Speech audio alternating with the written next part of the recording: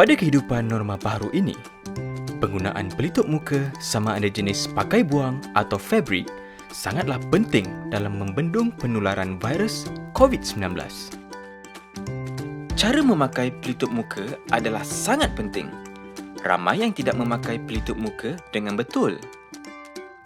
Ilyas, kita tidak boleh pakai pelitup muka di bawah hidung.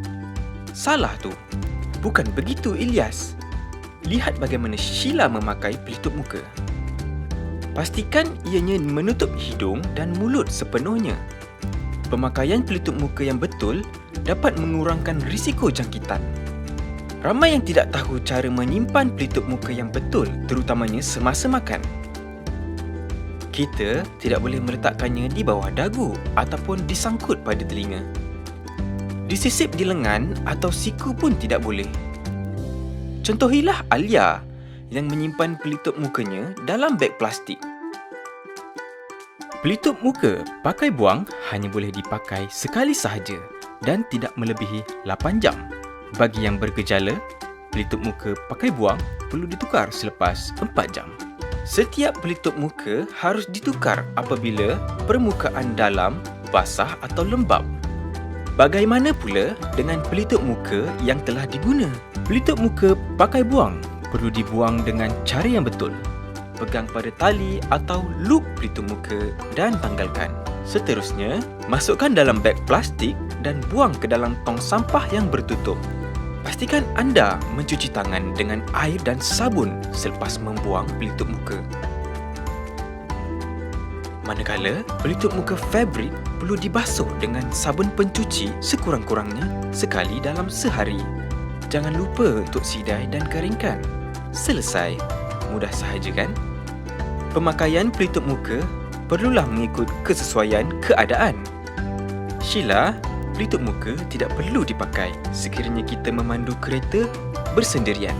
Begitu juga ketika kita bersenam seperti berjoging. Ianya boleh mengganggu pernafasan kita. Pelitup muka wajib dipakai di tempat-tempat awam. Setiap orang mesti memakai pelitup muka semasa berada di luar rumah. Lupa? Rimas? Jangan dijadikan alasan untuk tidak memakai pelitup muka. Jangan leka dan alpa. Kita belum menang.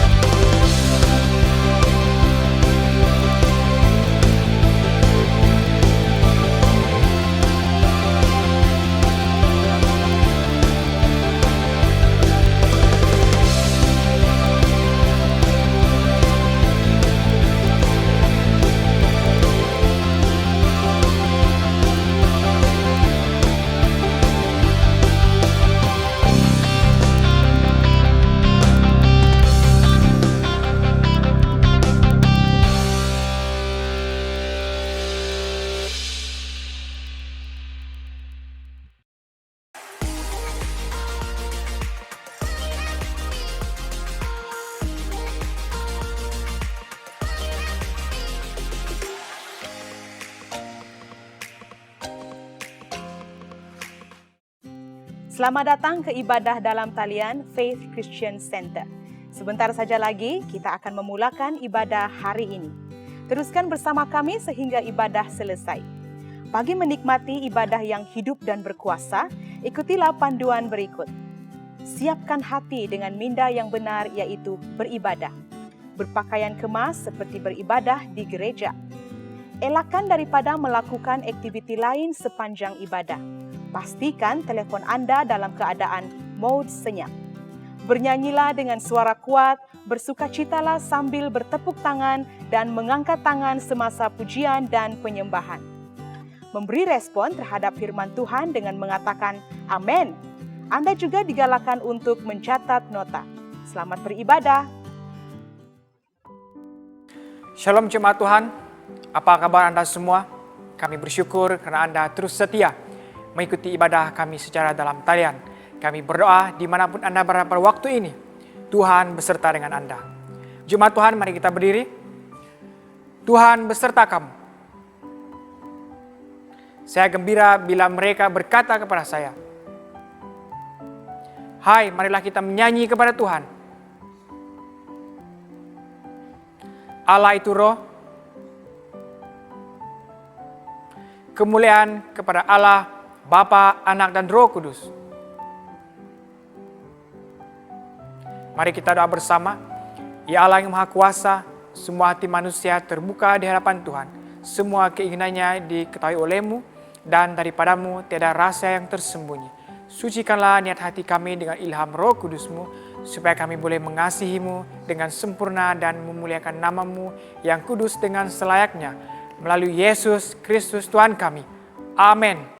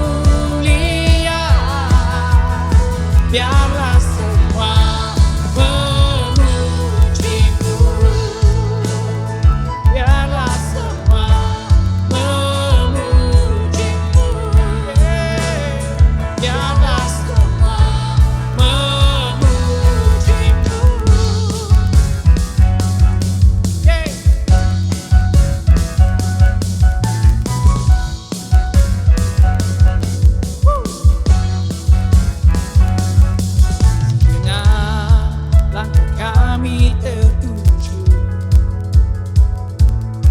berlari dari segala penjuru, mendekat kepada Sang Penebus, dapati sinar terang yang kudus. Oh Yesus, Kau berkuasa untuk selamanya.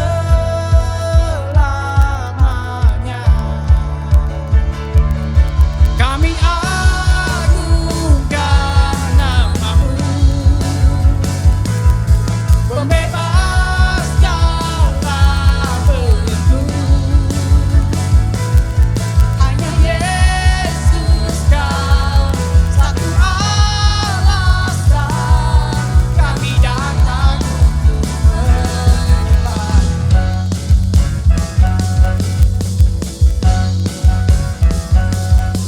Segala ikatan telah terbuka, dan setiap dosa telah Kau hancurkan. Kerana hanya Kau Sang Penebus, sucikan dengan cahaya terang-Mu. Oh Yesus, Kau berkuasa untuk selamanya.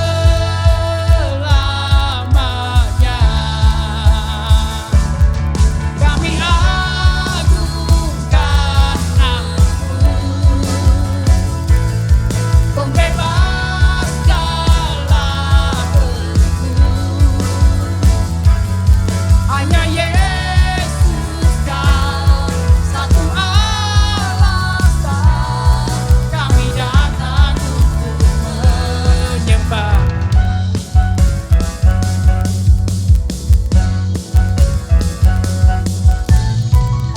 Kau Yesus Tuhan yang berkuasa, tiada yang lain, tiada yang lain.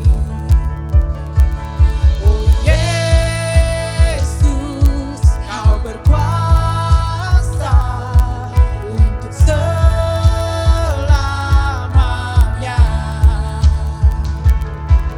Oh Yesus, Kau berkuasa untuk selamanya.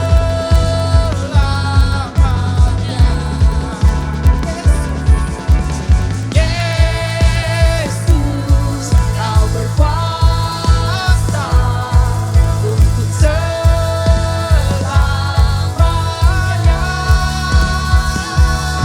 Kami agungkan nama-Mu, pembebas segala belenggu. Hanya Yesus Kau satu alasan kami datang untuk menyembah.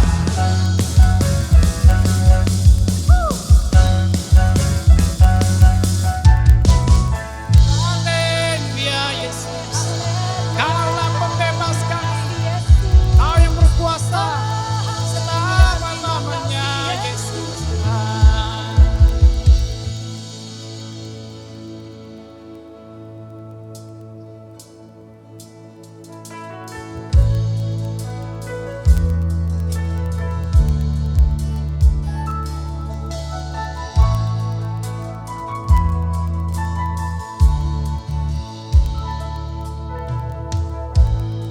Engkaulah kekuatanku, Engkaulah kemuliaanku, Engkaulah segalanya.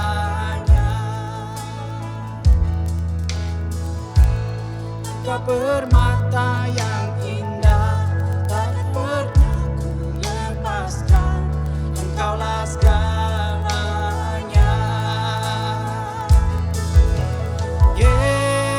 Yesus, domba Allah, mulia nama-Mu.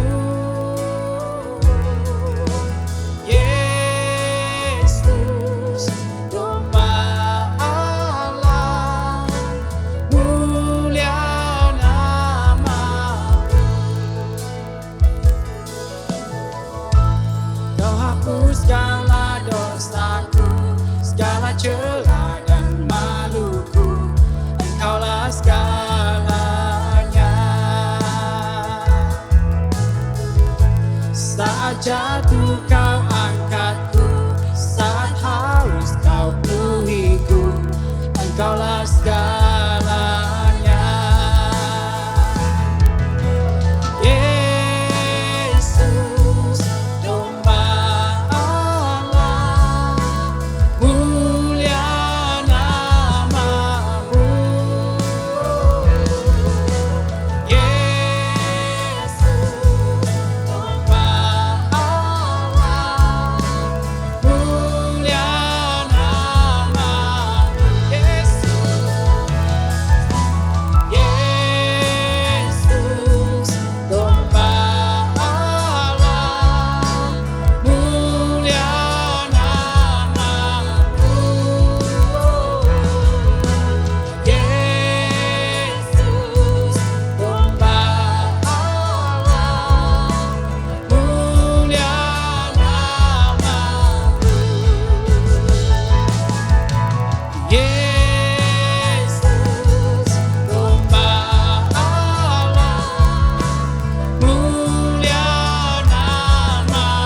domba Allah, mulia namamu.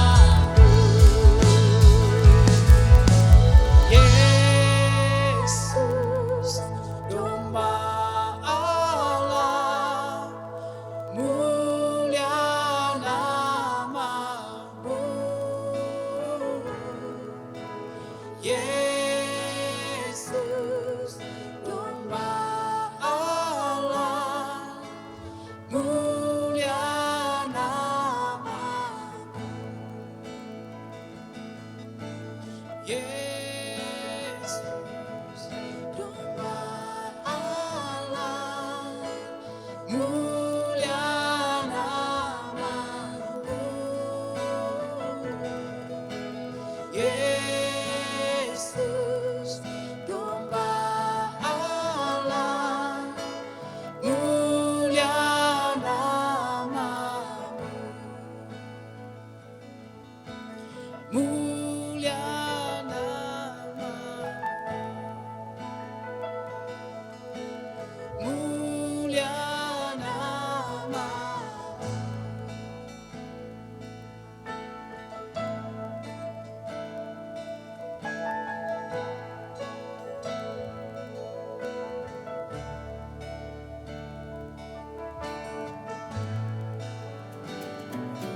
Shalom dan selamat datang kepada semua jemaat Tuhan ke ibadah dalam talian FCC.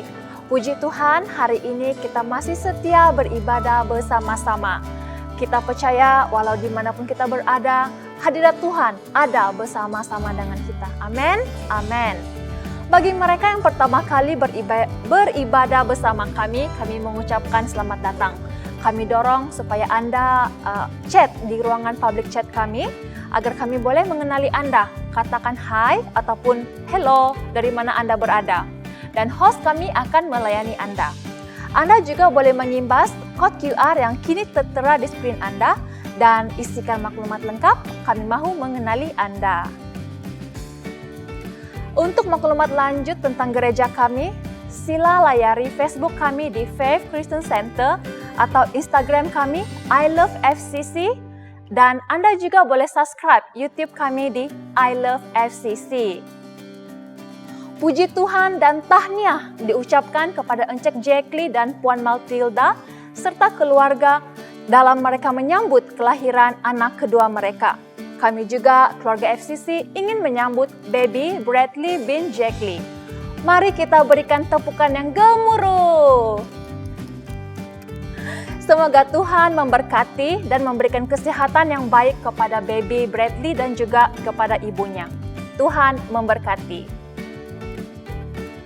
Kita ada satu maklumat yang harus kita ambil perhatian, yaitu AGM, Mesyuarat Agung Tahunan FCC. AGM akan diadakan pada 28 Mac 2021 pada pukul 5 petang. Maklumat lanjut tentang AGM akan diberitahu kemudian. Masanya untuk kita memberikan persembahan dan persepuluhan kita kepada Tuhan.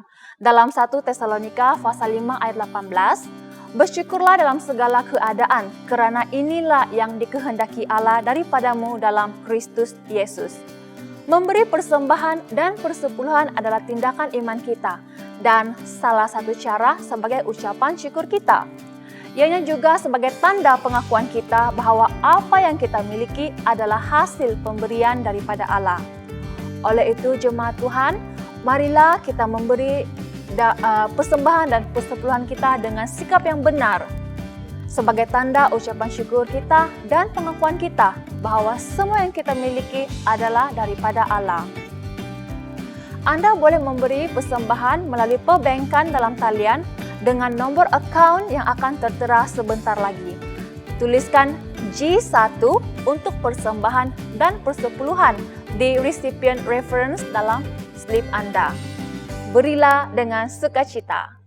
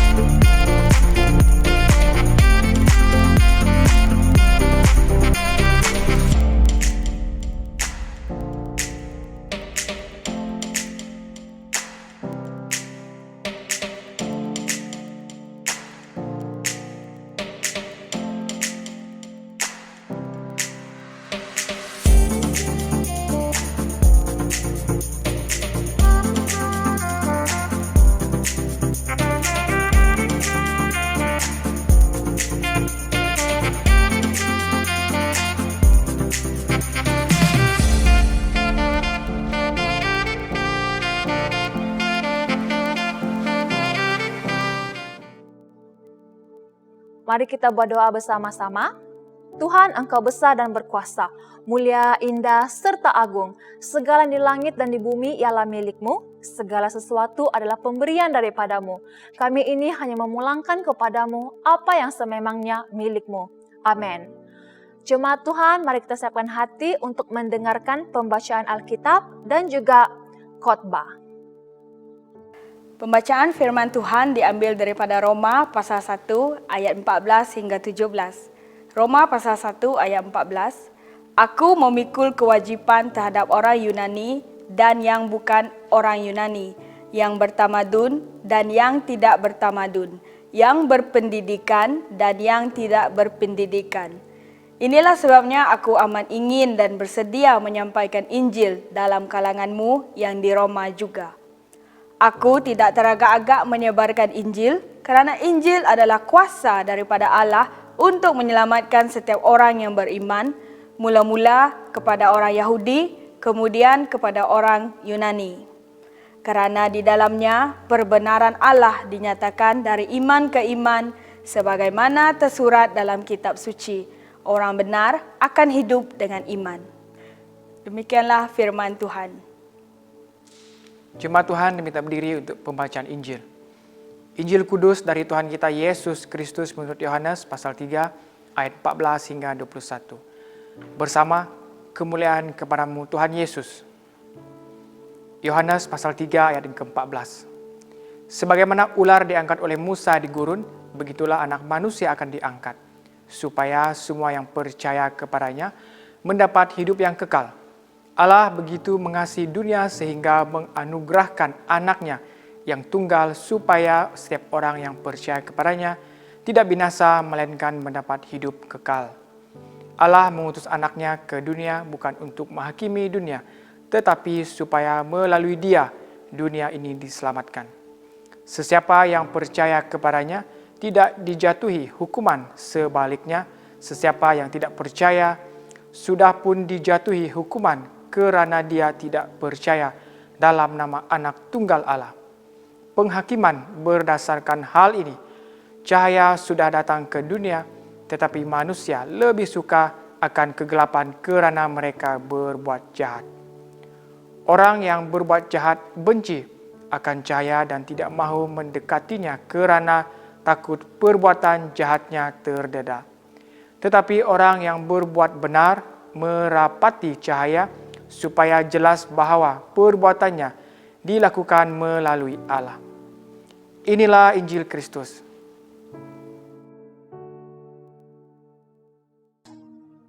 Shalom dan salam damai sejahtera kepada semua jemaat Tuhan di FCC. Selamat datang ke ibadah online. Hari ini, mari kita semua berdoa sebelum kita mulai. Bapa, kami mengucap syukur untuk hari ini, hari yang indah telah Engkau berikan kepada kami sehingga kami dapat bertemu sekali lagi dalam ibadah online pada hari ini untuk mendengarkan firman Tuhan. Biar fokuskan hati, pikiran, jiwa dan roh kami supaya kami dapat diajar oleh firman-Mu, kupasan daripada Roma pasal 1. Terima kasih Yesus Kristus Tuhan, terima kasih Bapa, dalam nama Yesus kami berdoa. Amin. Hari ini waktu kami recording, astaga. Hari ini waktu kami recording sedang hujan lebat. Jadi memang ada sound effect yang banyak. Jadi kita harap kita semua bersabar. Tapi apa yang kita mau dengar adalah tentang bagaimana Paulus menulis suratnya ke Roma dan kita mau kupas beberapa hal di situ. Ya, saya tahu ramai orang yang tertanya-tanya bilakah kita akan dapat beribadah bersama di dalam bangunan gereja. Tetapi kita masih tidak dapat membuka gereja untuk ibadah raya atau ibadah secara fizikal yang melibatkan perkumpulan ramai orang. Kita masih harus mematuhi SOP yang ditetapkan. Jadi kita harus bersabar dan saya percaya dimanapun kita berada saat ini, saya berharap kita semua sudah biasa dengan norma baharu yaitu beribadah secara dalam talian bersama keluarga atau rakan-rakan di rumah masing-masing. Kan?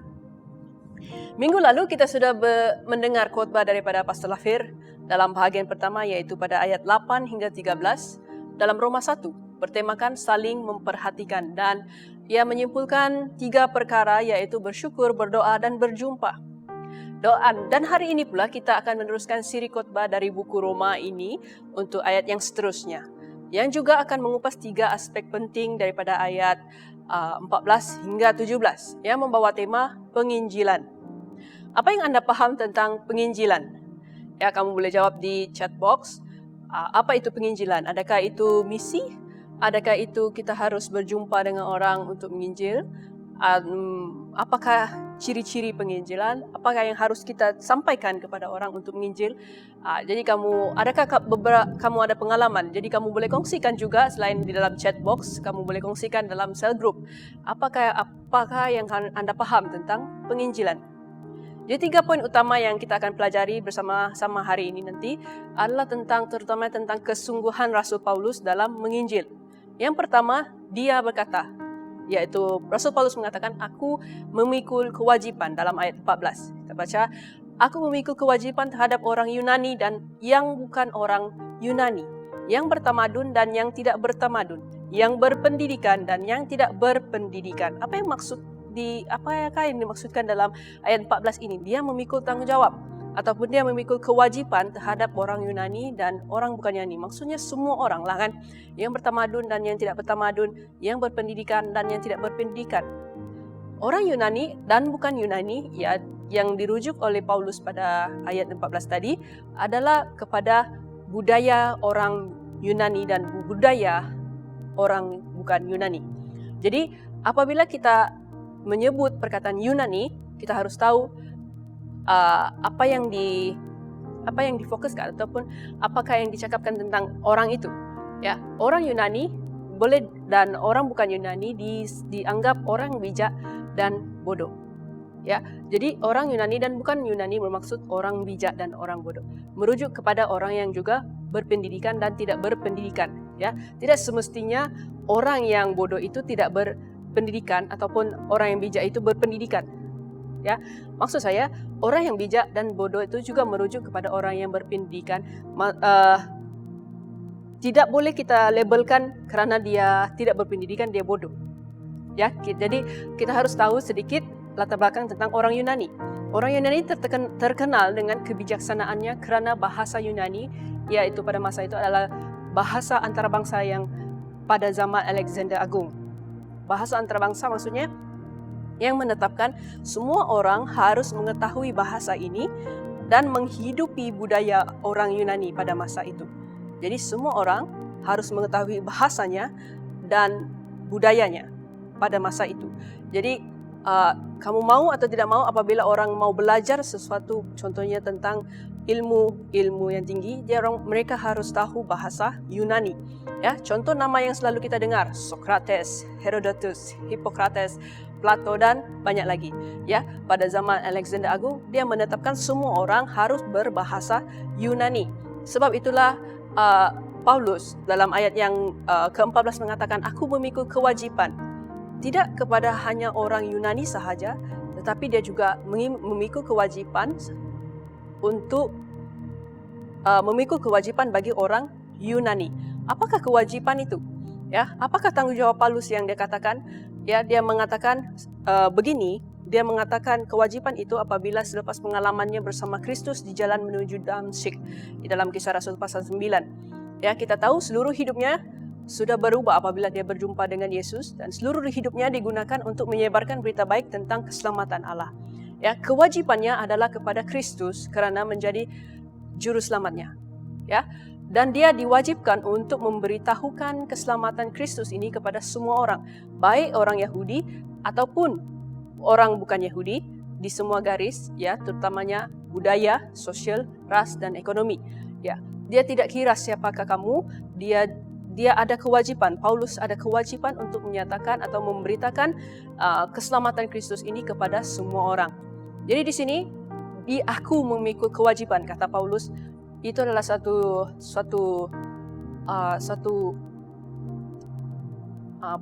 pikiran ataupun satu kekuatan yang dia sebutkan bukan daripada kekuatannya tetapi daripada Tuhan apabila dia mengatakan aku memikul kewajipan untuk memberitakan Injil. Ya, jadi apa kena-mengena dengan kita pada hari ini? Kita juga bersama. Kita juga mempunyai berkewajiban kepada Kristus kerana dia yang mengambil hukuman yang sewajarnya bagi kita atas dosa kita. Maksudnya kerana kita manusia yang berdosa ini, Yesus sudah memikul dosa kita di kayu salib dan menebus dosa kita semua, menebus hidup kita. Jadi kita wajib untuk berkewajiban kepada Kristus. Pertama sekali, walaupun kita tidak dapat membalas kasih Kristus, walaupun kita tidak dapat membalas Kristus atas semua yang telah dilakukannya, kita dapat menunjukkan rasa syukur kita dengan menunjukkan kasihnya kepada orang lain. Amin. Jadi, apa yang kita harus wajibkan, apakah kewajiban kita dengan Kristus adalah menunjukkan rasa syukur kita kepada orang lain dengan menunjukkan kasih Yesus Kristus kepada orang lain. Yang kedua, aku amat ingin dan bersedia, kata Paulus. Dalam ayat 15 mengatakan, inilah sebabnya aku amat ingin dan bersedia menyampaikan Injil dalam kalanganmu yang di Roma juga. Oke? Jadi dalam ayat 14 sudah dia cakap, aku berkewajiban. Dan dalam ayat ke-15 ini pula dia cakap, aku amat ingin dan bersedia menyampaikan Injil dalam kalanganmu yang di Roma juga. Ya, kewajiban Rasul Paulus yang dikemukakan dalam ayat ke-14 tadi menjelaskan mengapa dia mau melayani mereka di Roma. Tidak mungkin orang Roma boleh diabaikan di dalam kekaisaran Romawi. Ya, Roma kita tahu adalah satu negara dan yang besar dan pusat perjalanan ramai orang, pengembara ataupun businessman. Ya, Romawi juga atau Itali, yaitu ibu negari itu, tidak boleh diabaikan. Ya, pada waktu itu, pada zaman Rasul Paulus datang di sini, banyak perkumpulan orang percaya dan orang tidak percaya di situ. Orang Yahudi dan tidak Yahudi berada di Roma. Ya, harus diperhatikan di sini bahwa kamu juga yang diam di atau tinggal di Roma adalah sasaran dalam pemberitaan Injil ini. Ya, rancangan dan kerinduan Paulus adalah untuk memberitakan Injil kepada orang percaya di Roma. Ya, rancangan dan kerinduan Paulus adalah untuk memberitakan Injil kepada orang yang percaya di Roma. Kadang-kadang kita tidak paham kenapa kita mau menginjil kepada orang yang percaya. Ya, tapi ini adalah yang dipikirkan oleh Paulus karena orang yang percaya juga rupanya adalah patut menerima Injil keselamatan, patut diberitakan Injil ini. Tetapi bagi Paulus, Injil Kristus juga dapat menyelamatkan orang percaya ini daripada murka Allah yang sekarang dinyatakan atas segala kefasikan. Ya, kita tahu karena bandar itu sangat besar dan banyak perkara-perkara yang tidak benar di sana. Jadi Paulus juga ingin menyampaikan Injil ini, Injil Kristus dan keselamatan ini kepada orang-orang percaya di sana supaya mereka dapat diselamatkan daripada murka Allah. Ya, jadi Paulus dia mengatakan, aku amat ingin dan bersedia adalah suatu yang menyatakan satu semangat untuk memberitakan Injil. Ya, apakah pelayanan Kristen yang kita lakukan dengan semangat yang penuh bersemangat? Adakah kita melakukan pelayanan Kristen, pelayanan kita dengan penuh semangat? Atau sebaliknya, kita bersemangat di tempat kerja, kita bersemangat apabila kita berpolitik ataupun bersemangat apabila kita berbisnis, tetapi apabila kita datang kepada Tuhan, kita tidak energi sudah, kita kehabisan tenaga, kita tidak semangat, dan kita cuma tunggu Tuhan untuk refill kita. Tapi Paulus terbalik, dia sangat ingin dan bersedia, dan di situ nyatakan dia sangat bersemangat untuk memberitakan Injil keselamatan. Ya, kita tahu Paulus juga adalah businessman. Dia menyerah hidupnya, dia membuat tenda, kan? Jadi dia tidak membedakan pekerjaan yang sekuler dan juga pelayanannya. Dia tetap melakukan dengan penuh semangat. Atau pada saat ini, bagaimana pula dengan kita? Adakah kita melayani di luar kebiasaan, atau adakah ada perasaan kewajiban, atau bahkan mungkin dengan perasaan enggan, seperti kanak-kanak yang balik-balik disuruh mandi, tapi dia tak mau mandi.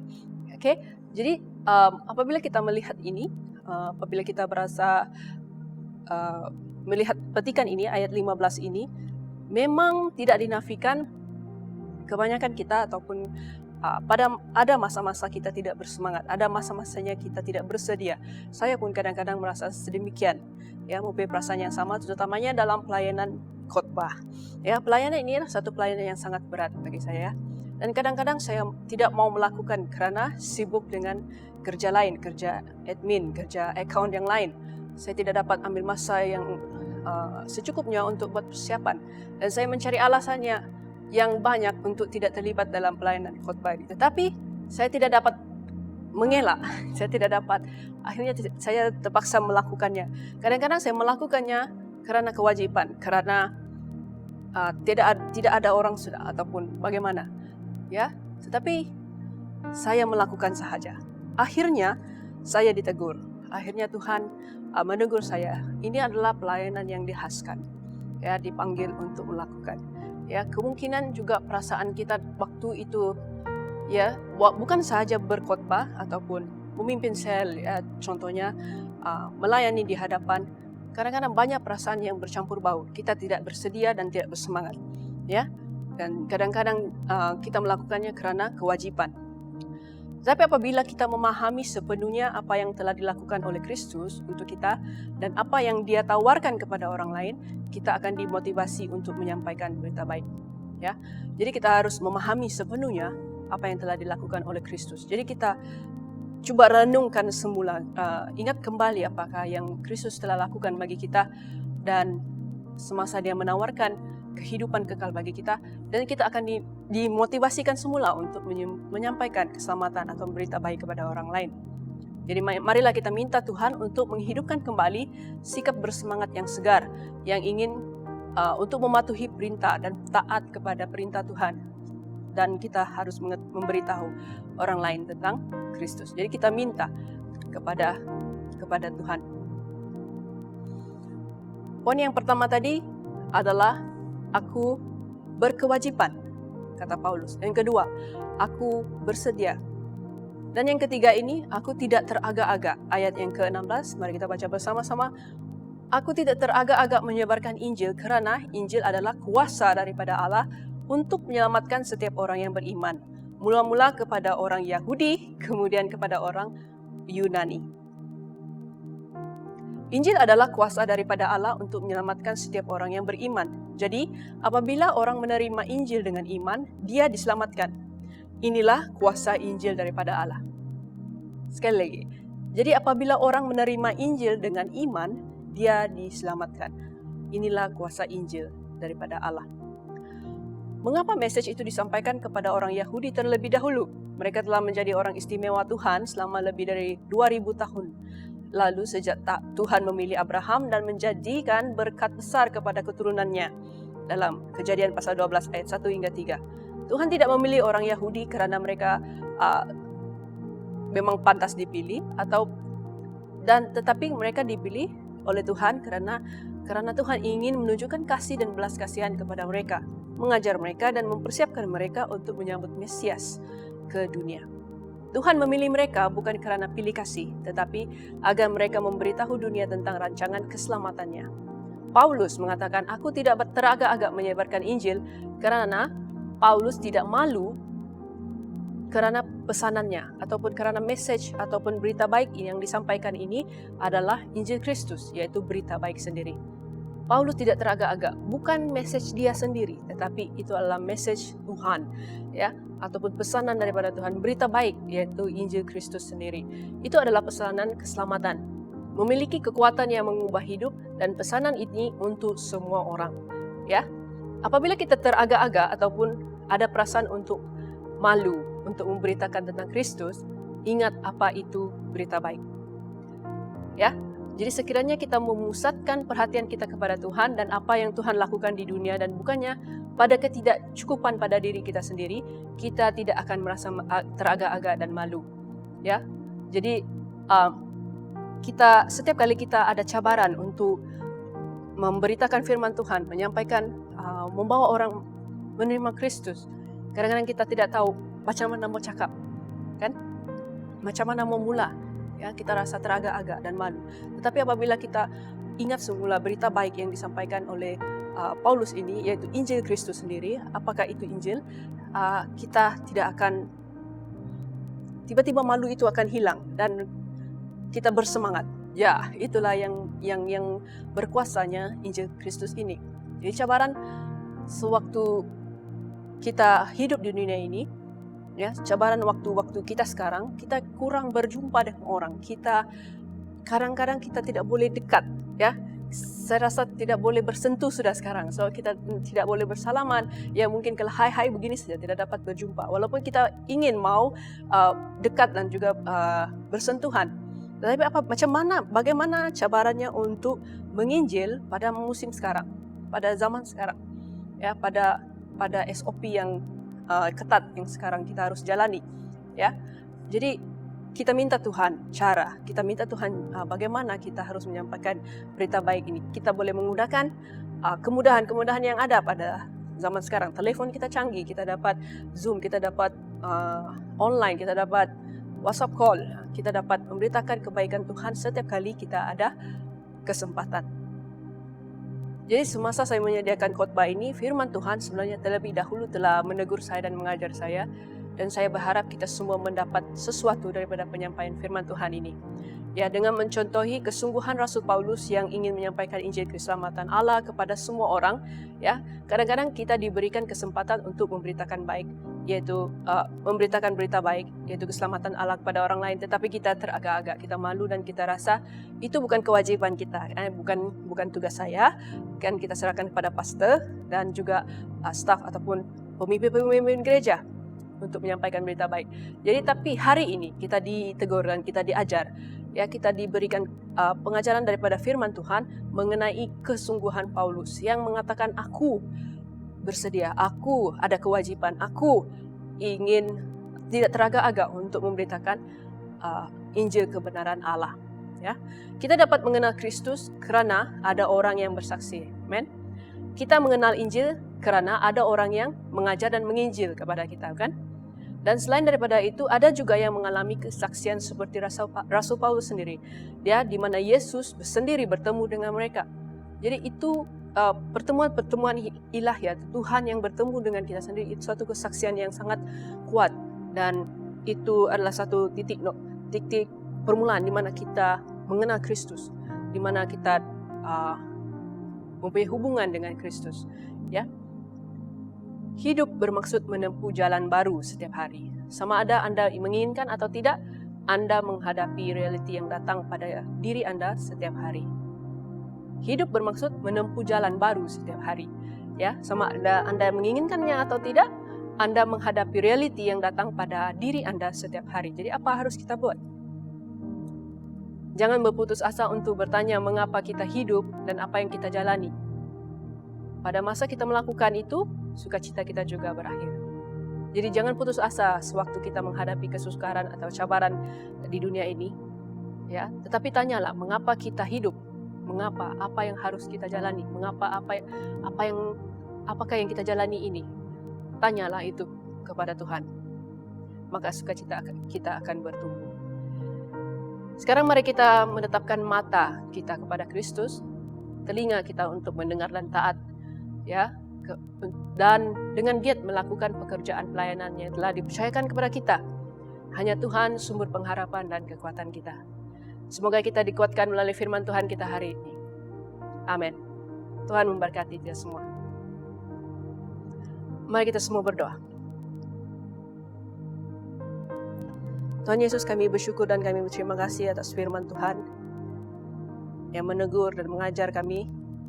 Terima kasih Roh Kudus karena memberikan kami pengertian tentang firman-Mu. Dan Tuhan tolong hati kami, lembutkan hati kami untuk digest, untuk masukkan firman-Mu dalam hati kami, dalam pikiran-Mu, tanamkan benih-benih ini supaya kami, apabila kami menghadapi suatu masa, satu momen, satu kairos dengan Tuhan, dengan seseorang, apabila kami harus menyampaikan berita baik, kami sudah bersedia. Dengan benih firman Tuhan yang tertanam dalam hati kami pada hari ini, kami dapat mengisytiharkan nama Tuhan, nama atas segala nama, Tuhan atas segala Tuhan, Raja atas segala Raja. Kami isytiharkan Kau Tuhan adalah Tuhan bagi diri kami semua di sini, dan kami isytiharkan Kau Tuhan dalam hati kami. Bekerjalah dalam hati kami Tuhan pada saat ini. Saya mau berdoa kepada semua orang yang mendengarkan firman Tuhan pada hari ini. Biar kami sekali lagi dikuatkan dalam iman kami. Kami dapat diteguhkan dengan kepercayaan kami. Supaya kami bersemangat, merasakan kewajiban dan merasakan supaya diri kami selalu bersedia menghadapi dunia ini dan mau mengongsikan Engkau melalui firman Tuhan, melalui Injil Kristus yang telah menyelamatkan kami. Terima kasih Yesus Kristus Tuhan, terima kasih Bapa. Di dalam nama Yesus kami berdoa. Amin.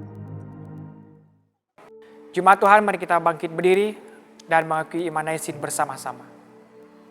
Saya percaya kepada Allah yang Esa, Bapa yang Maha Kuasa, Pencipta langit dan bumi, yang dapat dilihat dan yang tidak dapat dilihat. Saya percaya kepada Tuhan Yesus Kristus, Anak Tunggal Allah, yang kekal diperanakan oleh Bapa, Allah daripada Allah, terang daripada terang, Allah benar daripada Allah benar. Dia diperanakan, bukan dijadikan sebab dia satu dengan Bapa.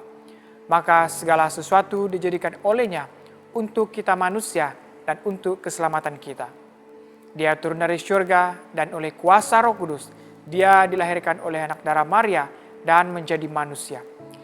Karena kita, dia disalibkan semasa pemerintahan Pontius Pilatus. Dia menderita, diseksa sampai mati, lalu dikuburkan. Pada hari yang ketiga, dia bangkit pula menurut yang dibuatkan dalam Alkitab, lalu dia naik ke surga. Dia duduk di sebelah kanan Bapa, dia akan datang kembali dalam kemuliaan untuk menghakimi, baik orang yang masih hidup maupun orang yang sudah mati, dan kerajaannya tidak akan berkesudahan. Saya percaya kepada Roh Kudus, yaitu Tuhan dan Pemberi hidup, yang datang daripada Bapa dan Anak, serta dengan Bapa dan Anak Dia disembah dan dipermuliakan. Dia telah berfirman melalui nabi-nabi. Saya percaya kepada gereja sedunia yang kudus, dan dari para rasul-rasul itu, saya mengaku satu baptisan akan mendatangkan pengampunan dosa. Saya menantikan kebangkitan orang mati dan kehidupan dalam dunia yang akan datang. Amin. Jemaat sila berdiri dan menerima berkat dari Tuhan. Sentosa Allah yang melebihi pengertian manusia, memeliharkan hati dan jiwa kamu di dalam pengetahuan dan kasih Allah dan anaknya Yesus Kristus Tuhan kita. Dan berkat Allah yang Maha Kuasa, Bapa, Anak, dan Roh Kudus berserta dengan kamu dan tinggal serta dengan kamu sampai selama-lamanya. Amin. Pergilah dengan damai sejahtera dan layanilah Tuhan. Amin.